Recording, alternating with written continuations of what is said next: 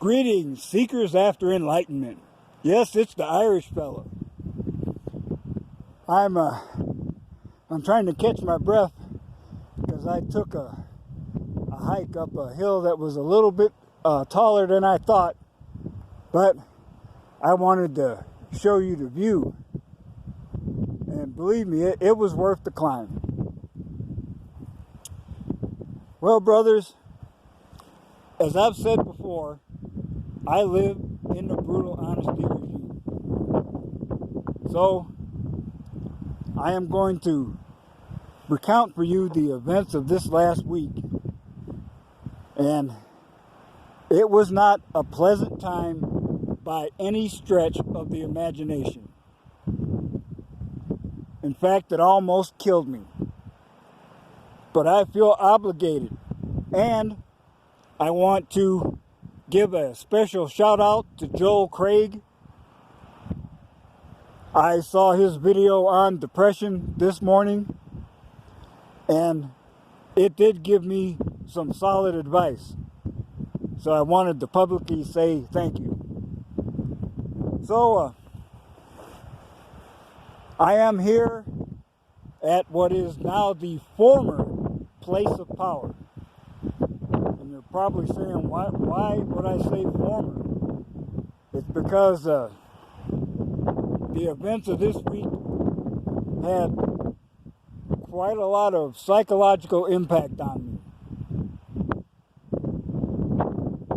Now, even with people that you consider family, you're going to have disagreements. And that's what was happening at the beginning of this week. And usually it isn't a big deal. But it seemed like with every situation, I would make a suggestion and it would be instantly rejected. I'd suggest an alternative, and that was rejected too. However, I did not receive any alternatives. And after 3 days of this, I believe it was Wednesday, I made a Facebook post and I said I was embracing the black pill. And I remember I said, I didn't give a fuck if I lived to see tomorrow or not. And in fact, if somebody would come up and put two to the back of my head, I would hope to have enough strength to say thank you before I died. And I would not bullshit neither.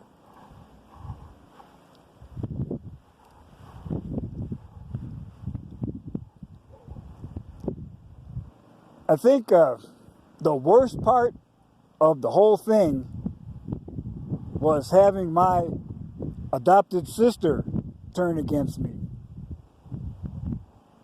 Me trying to explain myself and her yelling at me, shut up, get out. It literally broke my heart. Thursday, I was actually seriously considering suicide.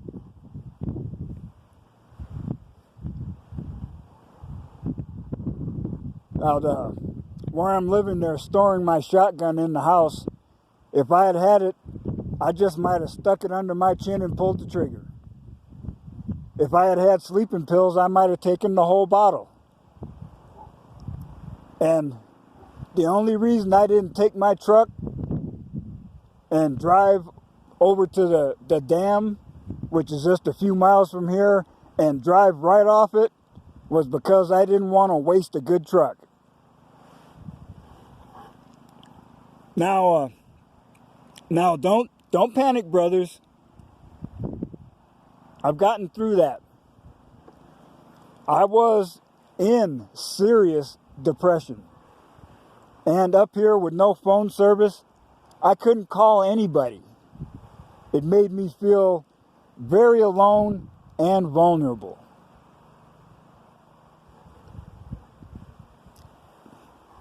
But I am fortunate.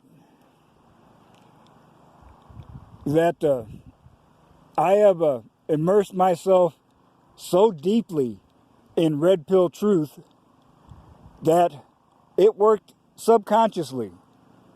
And Friday, I had turned the corner, so to speak.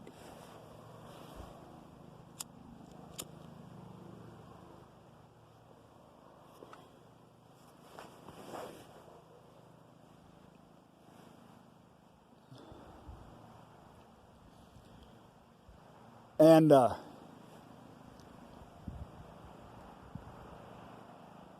I admit it was really rough, because with all the abuse I was receiving, in my mind, I felt like I was right back where I was 6 years ago, right after I was divorced, with nothing to hold on to.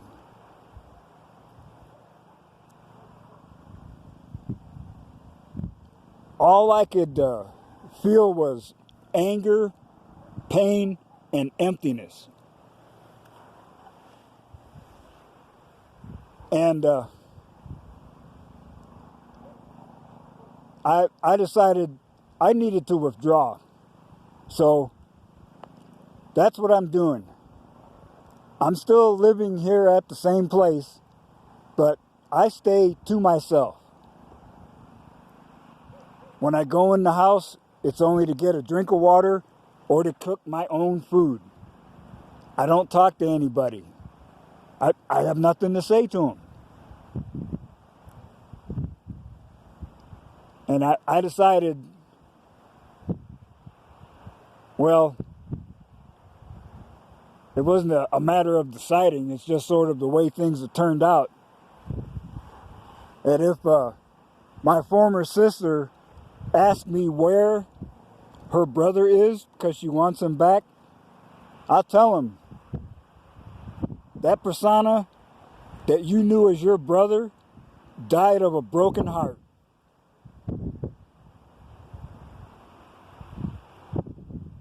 I don't have much anger anymore, but the pain and emptiness are still there.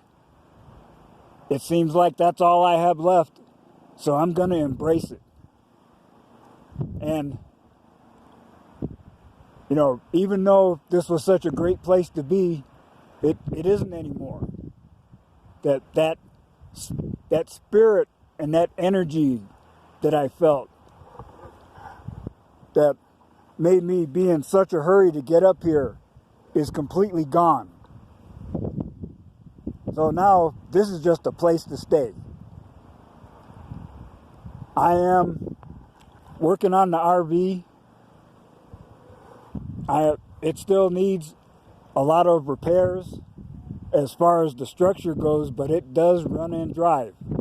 So I am going to work on that, make sure it's roadworthy, and then when the time is right, I am just gonna ghost.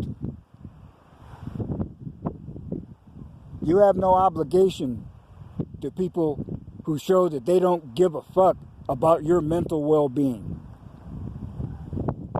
Now, I may sound a little harsh, but believe me when I say I'm not mad at these people anymore. I don't hate them.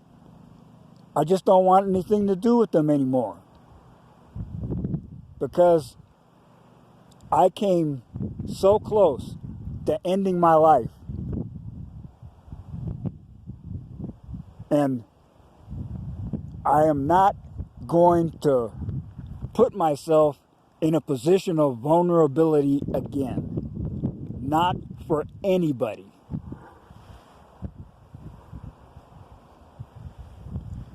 Now you might be saying, oh, you're overreacting and everything's gonna blow over in a few days. But no. See, it takes me a while for my brain to process things and present me with a conclusion. I don't do a lot of, like talking to myself out loud and things like that. It's all in my head. the switch is flipped now, and I am in hardcore monk mode. And lonely? Yeah. That the loneliness now is worse than ever, even in a crowd. But that's okay. I'm slowly gathering my strength again.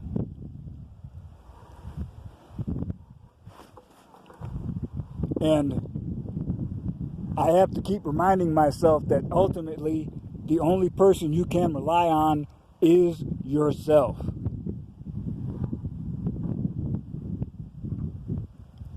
But I do want to tell you, Red Pill Brothers, if you are in a situation like this, you are more than welcome to contact me. I will do all I can to help you. Because I do not want anyone to suffer like I did.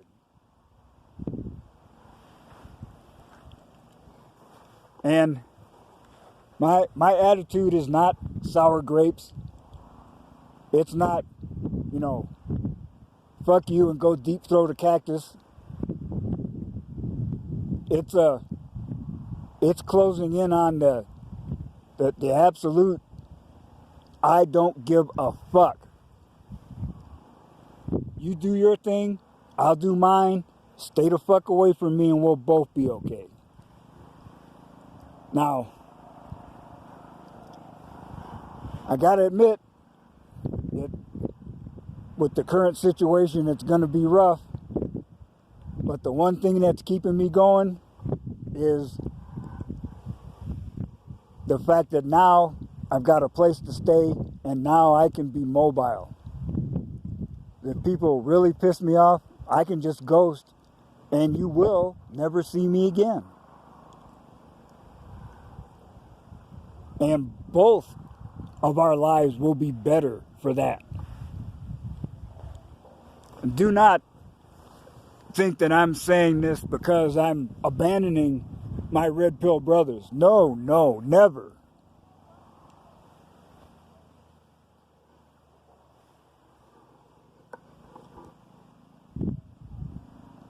It was just a very harsh reminder that in the end, the only person that can really help you is the man in the mirror. I've got lots of things on my plate that just sort of dropped off because of this, but I'll be getting back into them and I'll be doing more content in a while. Please do not worry or fret over me. I'm not lying when I say I am not suicidal anymore. In fact, now I want to survive, thrive, and prosper just out of spite for the people who kicked me to the curb. It's like the man said back in the day, living well is the best revenge.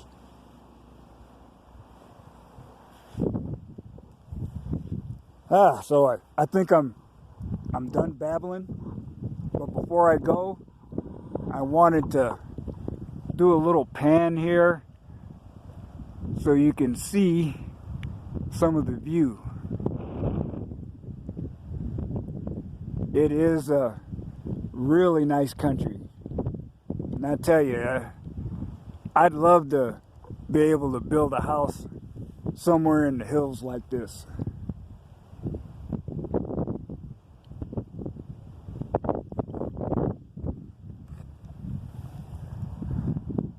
And those of you who saw my little Facebook video of the elk in the yard, right down there where those green and white buildings are, that's where they were.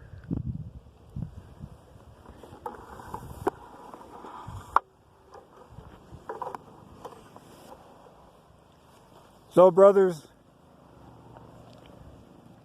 I hope this stark confession has not scared you or have you concerned for my safety. Believe me, you do not need to worry about me. I will be fine. It was just a little reminder that this path that we take is not an easy one. There are a lot of people that are going to give you grief because they don't understand or don't care or want to inflict pain on you for their own pleasure. But I say, fuck the haters. I will survive, thrive, and prosper no matter where I am. MGTOW for life, monk for life.